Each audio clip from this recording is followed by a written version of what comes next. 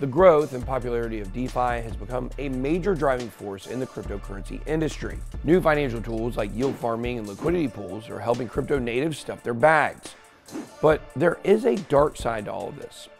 Bad actors have taken advantage of some of these crypto systems, and now their house of cards is falling apart. Today, we're talking about DeFi platform Nexo, which was founded in 2017 to offer financial services like high-yield savings accounts for cryptocurrencies, crypto back-end loans, and even debit cards. But Nexo has fallen apart, and the police are raiding their offices. How did it get to this point? And is anyone going to get their money back from Nexo? Let's get it.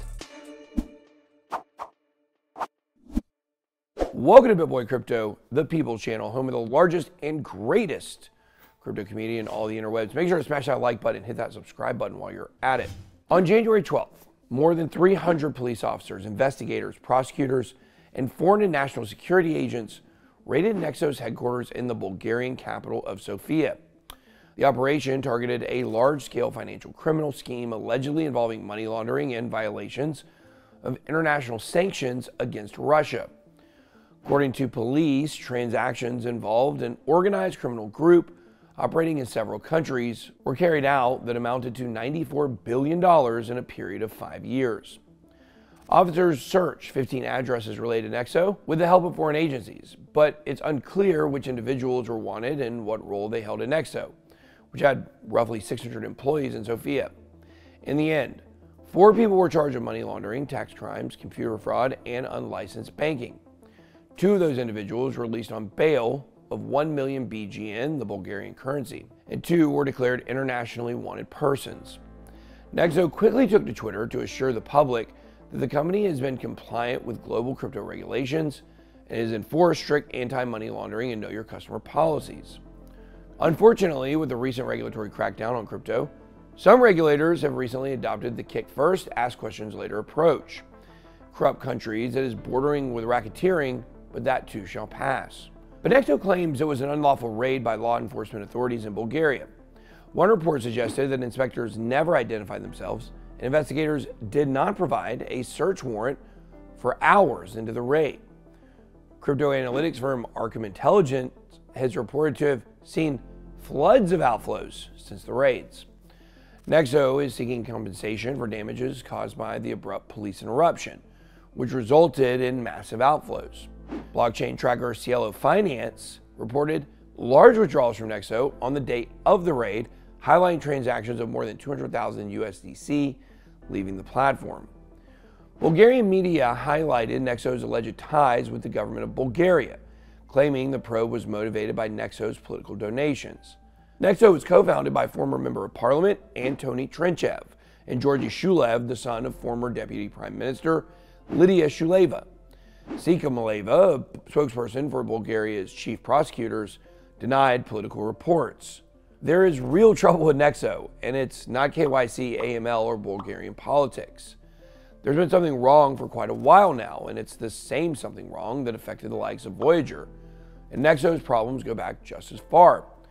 Thanks to my industry connections in crypto, I received an email recently with details about Nexo that most people don't know anything about. Got my hands on an email from 2020 that was written by one of the firm's co-founders, Georgy Shulev. This email explains why Shulev left Nexo suddenly and unexpectedly in 2020. According to Shulev, his co-founder, Kosta Konchev, robbed him of his Nexo shares. Shulev claims he lost access to his corporate email and has had his Nexo assets blocked without advance notice or explanation, which would scare anybody, certainly a founder. The 2 failed to reach an agreement after almost a full year of unsuccessful negotiations. According to Shulev, he and Costa repeatedly argued over the way the company was being managed. We have had multiple conversations, especially about legal violations and misuse of clients' funds. This explosive email alleged that Nexo has been engaging in illegal activities for years, Shulev claims. Email quote Shulev is saying unlawful activities are carried out on a day-to-day basis, both in Bulgaria and in numerous other jurisdictions, and the assets of the company's clients are being misused without their knowledge. These claims undoubtedly led to the Nexo raid, and I'm sure we'll be hearing more about which employees have been arrested and which have been implicated, and to what extent. The Nexo news is all part of the recurring narrative in crypto right now. It's like a Wild West shootout to see which financial institutions are going to be left standing when the dust settles and regulation sets in. It's about who's an honest cowboy and who's setting ambushes in the tall grass. Whatever you do and however you move in this space, it's important to remember these financial firms do not have your best interest at heart. It's all about maximizing their profits in an unregulated space while the getting is good. It's important to understand where your yield actually comes from. Big mistake most of us made over the last couple of years. How does your DeFi product actually get you those incredible returns? Do they really know what they're doing? Are the bankers you're banking with banking on luck? Last year, Nexo might have appeared to have avoided much of the problematic lending that doomed players like Celsius and Voyager Digital. On June 3rd, 2022, about a month before Voyager filed for bankruptcy, the California Department of Financial Protection and Innovation, or the DFPI, filed a desist and refrain order against Voyager Digital. In June 2022, Nexo was gobbling up competition.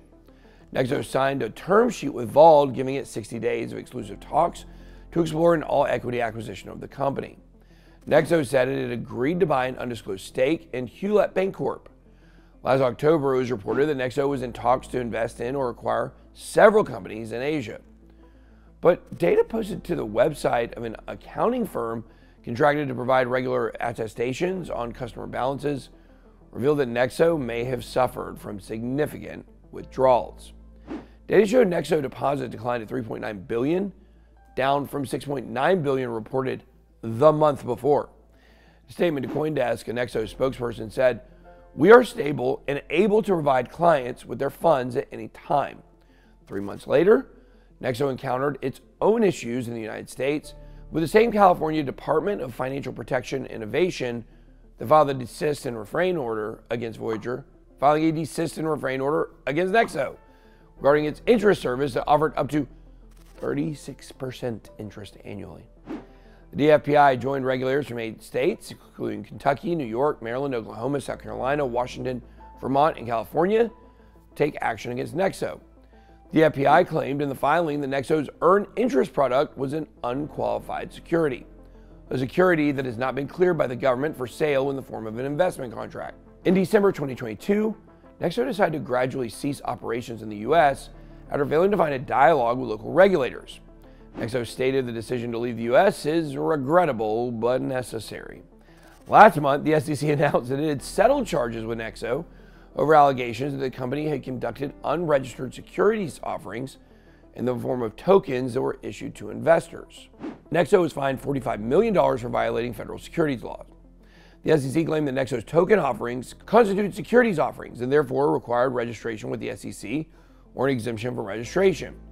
As part of the settlement, Nexo agreed to pay a penalty and to register the tokens as securities with the SEC. Settlement also requires Nexo to offer rescission rights to certain investors and to take steps to ensure compliance with SEC regulators in the future. There are a number of reasons why companies like Nexo, Celsius, and even Coinbase may face challenges operating in the United States or serving U.S. customers. The U.S. has a complex regulatory environment for cryptocurrency and digital assets, with different rules and regulations at the federal and the state level. This can make it difficult for companies to navigate the legal and compliance requirements. Consumer protection is another area. The U.S. government has placed a high priority on consumer protection in the financial services sector, which can make it difficult for companies to offer certain types of products and services without facing legal or regulatory challenges. Both Nexo and Celsius are part of a growing trend in the cryptocurrency industry towards creating platforms that provide traditional financial services for the digital asset space. Financials of private companies like Voyager, Nexo, and Celsius are not public. Nobody knows their risk tolerance, so they can basically take out hundreds of millions in loans with zero collateral against it. In the DeFi ecosystem, many products are built on smart contracts that are intended to automatically execute transactions based on certain conditions. This automation relies on the assumption that the underlying assets being used as collateral or being traded are properly reserved and managed, Alex. If an entity offering a DeFi product does not maintain proper reserves, it can create the risk of a shortfall in the event of a sharp market downturn or a significant increase in demand for withdrawals. In such a scenario, the entity may not be able to meet its obligations to its users, leading to a loss of funds for investors. It's important for investors to carefully consider the risks associated with DeFi products and to thoroughly research the entities and products in which they are considering investing in. This can include 1, evaluating the underlying assets and reserves, 2, understanding the regulatory environment, and 3, considering the track record and reputation of the entity. One argument for why DeFi products should not be considered securities by the SEC and other government agencies is that they can be decentralized and autonomous. Advocates of this view argue that DeFi products such as yield farming and liquidity pools should not be classified as securities because they do not rely on any central authority for their operation and therefore do not meet the traditional definition of a security. DeFi is designed to operate in a decentralized and trustless manner, relying on mathematical algorithms, smart contracts to execute transactions and manage assets. There are decentralized DeFi platforms that offer yield farming and liquidity tools as alternatives to Nexo and Celsius, and here are a few examples. You have Aave, a decentralized lending and borrowing platform that allows users to earn interest on their crypto assets.